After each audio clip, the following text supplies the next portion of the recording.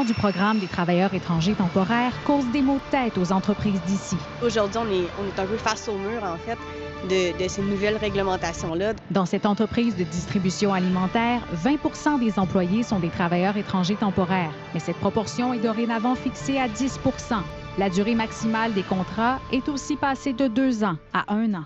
Un casse-tête est à prévoir. Donc, c'est certain que ça vient mettre une incertitude dans les renouvellements pour les années futures. Donc, de savoir est-ce que ces gens-là vont être en mesure de, faire venir leur famille, est-ce qu'ils vont s'intégrer ici vraiment à temps plein ou c'est vraiment de façon temporaire.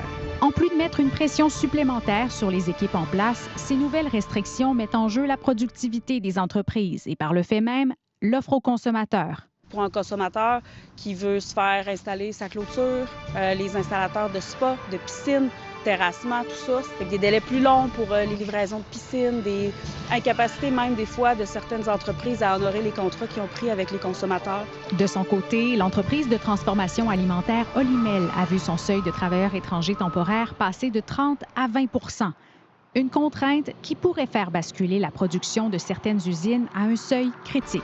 Et ce 20 %-là, il va tenir pendant combien de temps? Sans prévisibilité, c'est extrêmement difficile d'assurer une continuité, une pérennité pour les clients, pour les consommateurs, pour les producteurs. Le gouvernement Trudeau estime que le Canada n'a plus les mêmes besoins en main-d'œuvre étrangère qu'en période de forte inflation. Cette experte en recrutement n'est pas du même avis. Les employeurs qui font affaire avec le programme de travailleurs étrangers temporaires, c'est parce qu'ils sont déjà au pied du mur, ils ont déjà plus d'autres solutions. Donc, de continuer à leur mettre des bâtons dans les roues pour ça, c'est problématique parce qu'en bout de ligne, c'est l'économie qui va en souffrir.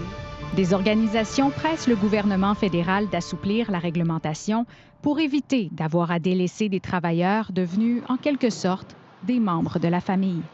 Ici Anne-Sophie Roy, Radio-Canada, en Beauce.